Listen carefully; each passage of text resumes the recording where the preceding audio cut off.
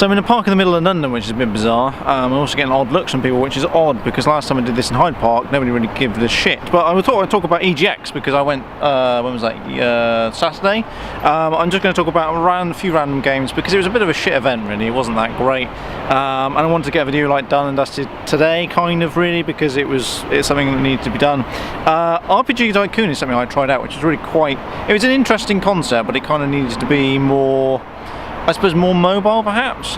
It was kind of like a combination between Roller Coaster Tycoon and Minecraft, and it was a bit weird and bizarre. It was cool, but it was just a bit odd. You kind of needed tutorials to go through it. It was kind of a bit, it should have gone on mobile really, or DS or something, not really PC. It was really quite cool. I'll put links in the description below of all the shit that I'm going to talk about as well.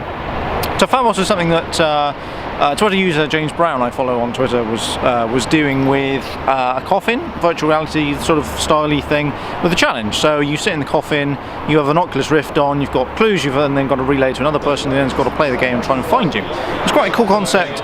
It would be good to see it go commercial, either via Kickstarter or something like that. It did look really, really cool. There was another thing which I really loved, was Concrete Jungle. Concrete Jungle was a Kickstarter a while ago, I think. And it got kickstarted quite well, and the game looks fantastic. I think it's looking to be released in 2016 though, which is a little bit annoying. But basically it is I suppose it's kind of like Tetris slash Minesweeper, I suppose, is the two things I'd compare it to. It needed a lot of work in terms of tutorials. It needed a lot of tutorials sorting because it didn't really make any sense to me, and I had to have the developer there telling me how to play the game, which wasn't that great. A lot in Chorus. Now this is a game that's been reported like back in 2013 by everybody and their uncle, and it looks amazingly good.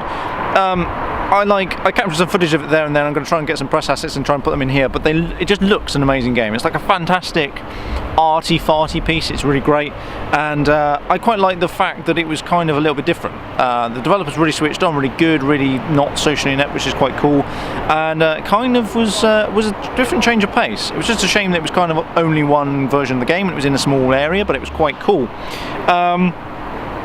And pretty much the only last thing in terms of mostly EGX was there's a thing that there was some woman that was giving out American Arizona chocolate fudge float soda stuff. It was really bizarre.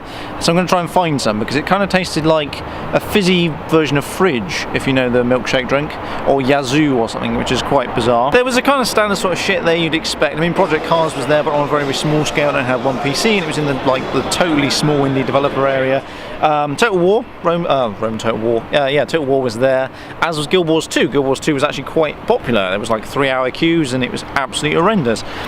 EGX overall though wasn't that great. I went there, and it was only really like half a day's worth of stuff. There wasn't that much stuff to look at, and it was kind of like a bit shit. So I was kind of like, I don't know that I'd necessarily go again to Rezzed. It was at Tobacco Dock, which is a fantastic location. It looked really cool, and it would have been good if that whole entire space was renting out, but it wasn't, and it was kind of a bit disappointing, I thought, in terms of that, which is a bit frustrating, I think, because it was like a really great location. It just needed to be filled up because half the space wasn't, well, a quarter of the space was used and the rest of it was just kind of empty space, so it was kind of a bit shit.